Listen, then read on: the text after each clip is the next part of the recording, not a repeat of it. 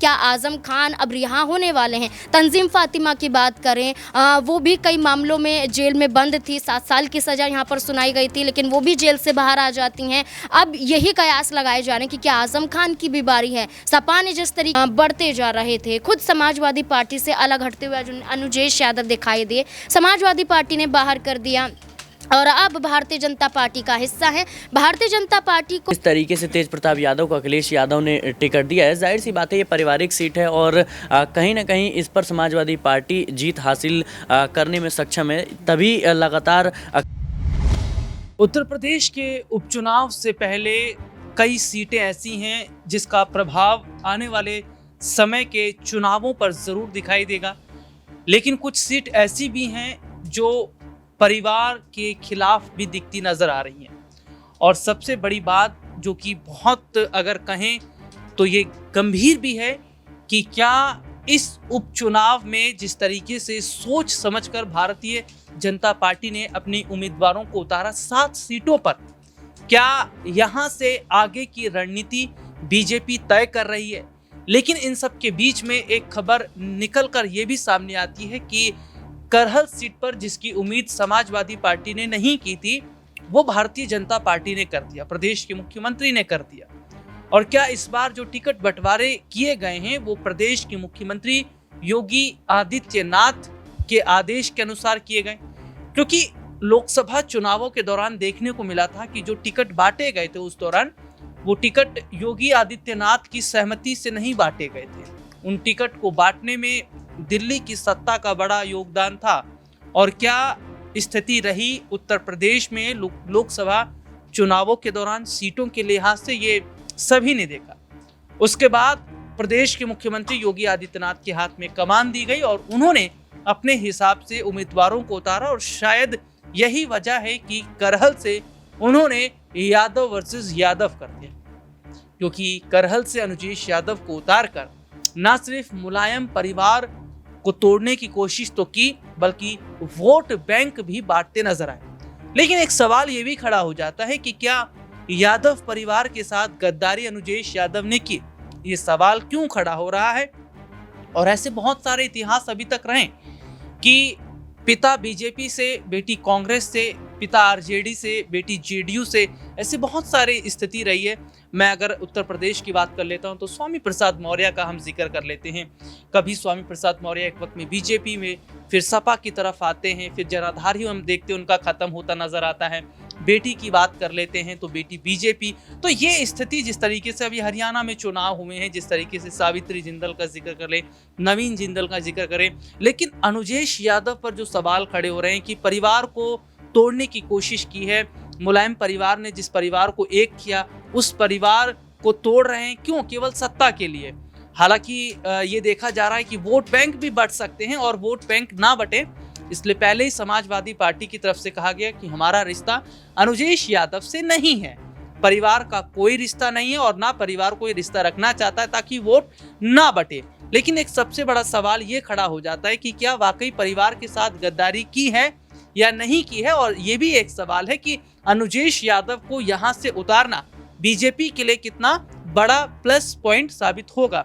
इस मुद्दे पर आगे हम और विस्तार से चर्चा करेंगे, लेकिन सबसे पहले हमारे साथ नाज़मीन हमारी सहयोगी मौजूद हैं। नाज़मीन, बहुत बहुत स्वागत है सबसे पहले तो इस प्रोग्राम में आपका। और मेरा पहला सवाल ही यही रहेगा कि जैसे ही भारतीय जनता पार्टी ने अनुजेश यादव को करहल से उतारा है, उसके बाद यादव परिवार की तरफ से कहा जा रहा है कि वो गद्दार हैं, मुलायम परिवार का जो परिवार है उसे तोड़ने की कोशिश की गई। और डिम्पल यादव का भी एक बयान सामने आया जिसमें वो कहती हैं कि जनता पर पूरा भरोसा है। शिवपाल यादव जो हैं वो योगी आदित्यनाथ के बयान पर हमलावर हैं, बटोगे तो कटोगे। लेकिन जिस तरीके से करहल की बात की जाती है तो पहला सवाल रहेगा, क्या करहल पर भारतीय जनता पार्टी की तरफ से जो उतारा गया है कैंडिडेट अनुजेश यादव, इनके यहाँ से उतरने से क्या यादवों का जो वोट बैंक है वो बांटने की जो कोशिश है वो कर पाएंगे? उतना फायदा भारतीय जनता पार्टी को मिल पाएगा? देखिए, चुनाव नज़दीक आते ही बयानबाजियों का दौर तो शुरू हो ही जाता है, वार पलटवार भी देखने को मिलता है। लेकिन अगर हम करहल विधानसभा सीट का जिक्र करें तो एक ऐसी सीट नज़र आती है जो समाजवादी पार्टी का गढ़ है। अखिलेश यादव ने भी यहाँ से चुनाव जीता है 2022 में। इसके बाद अखिलेश यादव एक ऐसे चेहरे को ढूंढते हुए नज़र आ रहे थे जो यादव चेहरा ही हो, परिवार का दिग्गज चेहरा हो। अब ऐसे में आप देखिए कि 1 से 1.5 लाख के करीब आबादी करहल विधानसभा सीट पर मानी जाती है। और तेज प्रताप यादव का जिक्र करें तो मैनपुरी जो लोकसभा सीट है वहां से उन्होंने सांसदी का चुनाव भी लड़ा और जीता भी है। इस लिहाज से आप देख सकते हैं कि तेज प्रताप यादव का जो कद है या कहें कि जो वर्चस्व है, जो सक्रियता है, वो मैनपुरी से लेकर करहल विधानसभा सीट पर देखने को मिल सकती है जो मैनपुरी के अंतर्गत आती है। अब ऐसे में भारतीय जनता पार्टी ने अनुजेश यादव को चुनावी मैदान में उतारा है। अब आप देखिए, धर्मेंद्र यादव के वो जीजा हैं, उनकी बहन के वो पति हैं और ऐसे में उनकी बहन और खुद अनुजेश यादव समाजवादी पार्टी का हिस्सा 2019 से पहले रह चुके हैं।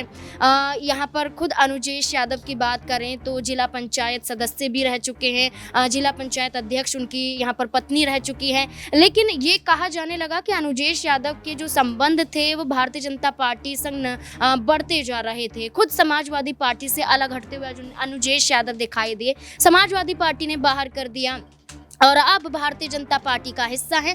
भारतीय जनता पार्टी को इस बात के आधार पर देखा जा सकता है कि परिवार के खिलाफ कैसे हम एक ऐसे चेहरे को उतारे जो एक बड़ी लड़ाई के रूप में देखा जा सके, जिसे जनता एक दिलचस्प मोड़ के रूप में देखते हुए नजर आई।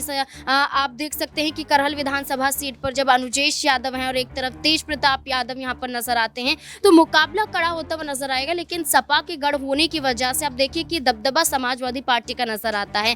लोकसभा चुनाव की अगर हम बात करें तो भारतीय जनता पार्टी समाजवादी पार्टी के मुकाबले पिछड़ती हुई नजर आई थी। समाजवादी पार्टी 37 सीटों पर जहां जीत दर्ज करती हुई नजर आती है। तो इस आधार पर आप देख सकते हैं कि भारतीय जनता पार्टी को उम्मीद नहीं है कि वो चुनाव जीत पाएंगे, क्योंकि अगर होती तो वो अपने सहयोगी दलों को साथ लेकर चलते। होती तो यादव चेहरा भारतीय जनता पार्टी में एक और मौजूद है, उन्हें भी यहाँ पर जगह दी जा सकती थी। अपर्णा यादव भी बात करें तो ऐसा नहीं है कि कोई नया चेहरा है, आई हैं और भारतीय जनता पार्टी में अभी राजनीति सीख रही हैं। 2022 से पहले भी उन्होंने लखनऊ कैंट से चुनाव जीता है, इसके बाद भी समाजवादी पार्टी के लिए सक्रिय नजर आई हैं। स्वर्गीय मुलायम सिंह यादव के लिए कई बार वो मंच साझा करती हुई देखी गई हैं और खुद मुलायम सिंह यादव के नेतृत्व में वो बयान अभी भी देती हुई नजर आती हैं कि अगर यादव समुदाय उत्तर प्रदेश में मौजूद हैं और अगर उनका सम्मान है और अगर उनका वर्चस्व बढ़ता हुआ नजर आया है, स्वर्गीय मुलायम सिंह यादव की देन है। यानी कि वो जानती हैं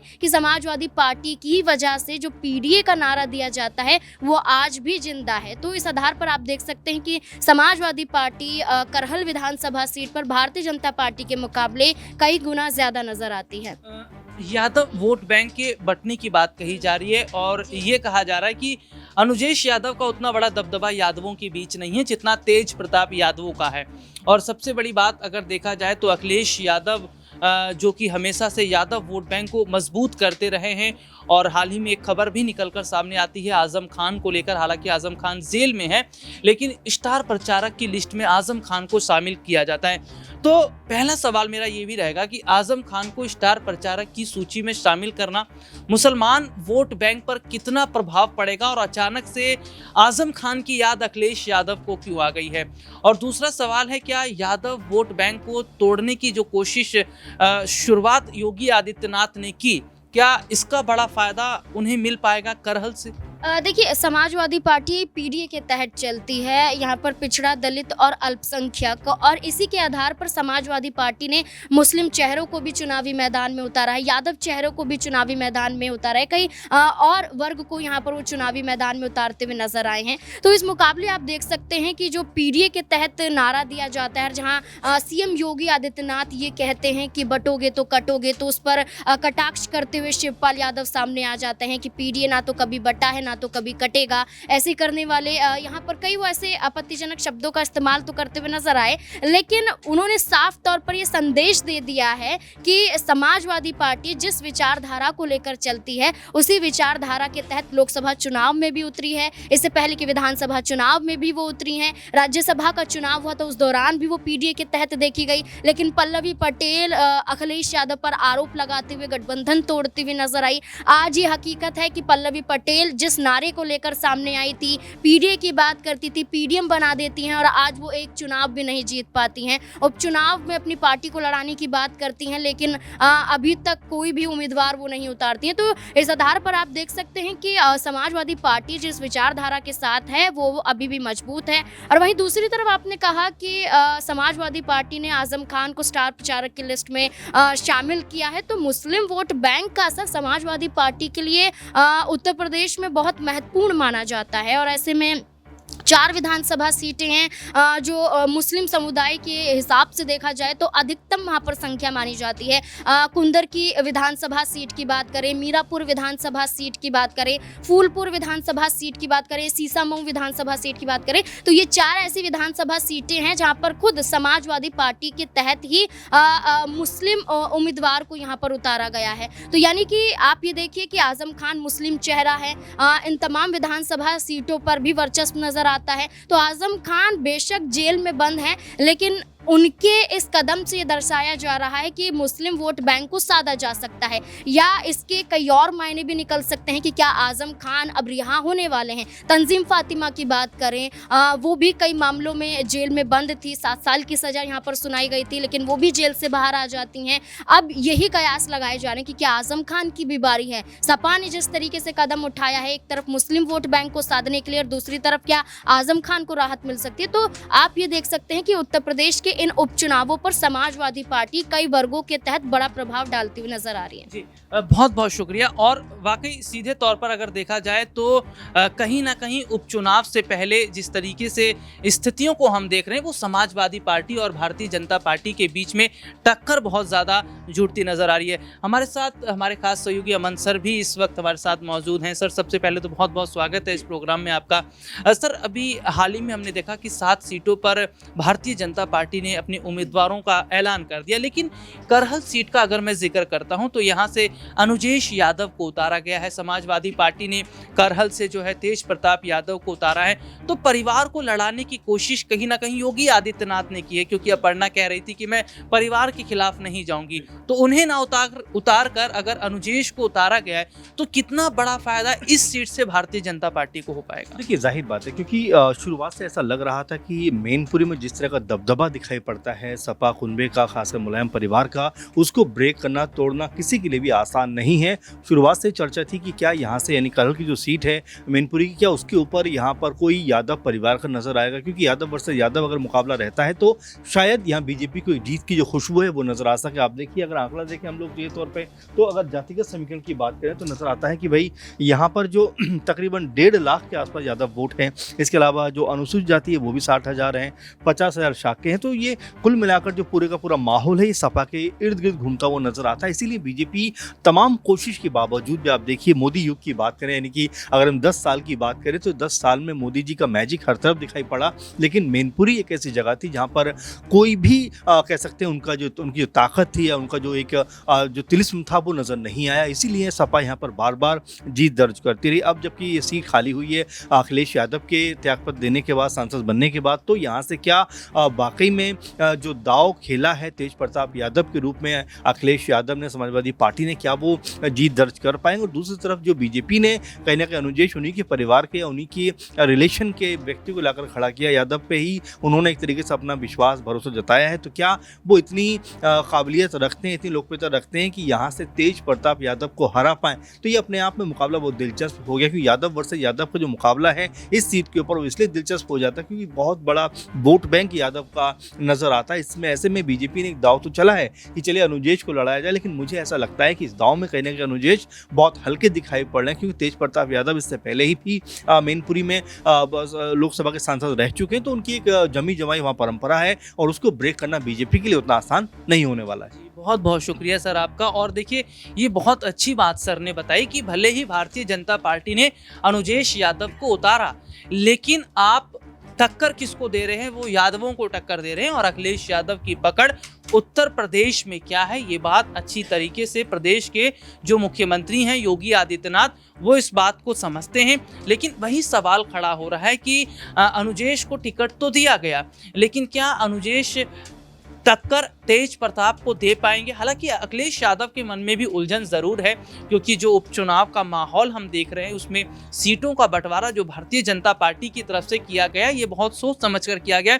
आखिरी कुछ सवाल मैं अपने सहयोगी सिराज से लेना चाहूँगा। सिराज हमारे साथ इस वक्त मौजूद हैं। सिराज, सबसे पहले तो इस प्रोग्राम में बहुत बहुत स्वागत है आपका। और चर्चा उपचुनाव को लेकर अगर चल रही है, तो यहाँ पर एक बड़ी स्थिति सीटों को लेकर हम देख रहे हैं कि जहाँ मिल्कीपुर जैसी सीट है, जहां पर अभी चुनावी तारीखों का ऐलान नहीं हुआ है, दूसरी तरफ करहल जैसी सीट है जहां पर हम देख रहे हैं यादवों को आपस में लड़ाने की कोशिश है।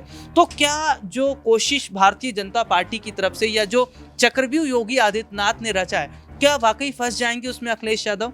जी देखिए, मुझे नहीं लगता, क्योंकि देखिए करहल सीट जो है वो समाजवादी पार्टी का गढ़ है और ऐसे में देखा जाए तो अखिलेश यादव के लिए ये सुरक्षित सीट है। और इसी वजह से कहीं ना कहीं जिस तरीके से तेज प्रताप यादव को अखिलेश यादव ने टिकट दिया है, जाहिर सी बात है ये पारिवारिक सीट है और कहीं ना कहीं इस पर समाजवादी पार्टी जीत हासिल करने में सक्षम है, तभी लगातार अखिलेश यादव इस सीट पर जोर देते हुए नजर आ रहे हैं। वहीं देखा जाए तो भारतीय जनता पार्टी ने यहाँ पर उन्हीं के कह सकते हैं रिश्तेदार यानी अनुजेश यादव पर दाव जरूर खेला है, लेकिन अनुजेश यादव समाजवादी पार्टी का चेहरा नहीं है, वो भारतीय जनता पार्टी की तरफ से चुनाव लड़ रहे हैं। और जो करहल सीट है, यहाँ पर कह सकते हैं कि सपा का गढ़ माना जाता है और यहाँ पर समाजवादी जो पार्टी के जो समर्थक हैं वो कहीं ना कहीं समाजवादी कह सकते हैं कि यादव वोट बैंक जो है वो समाजवादी पार्टी के साथ है। तो मुझे लगता है यहाँ पर बीजेपी को ज़रूर मुश्किलों का सामना करना पड़ेगा। हालांकि 2002 में ज़रूर भारतीय जनता पार्टी ने यहाँ से जीत हासिल की थी, लेकिन उसके बाद से लगातार मुश्किलों का सामना करना पड़ा। जी, बहुत बहुत शुक्रिया। और देखिए,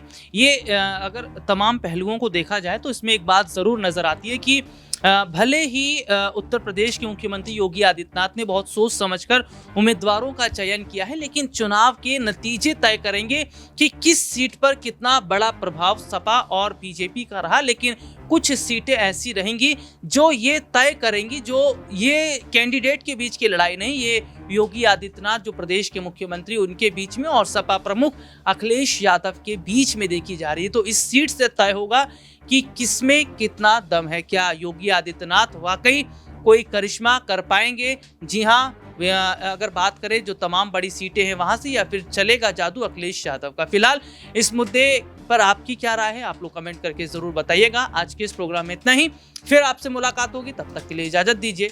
नमस्कार।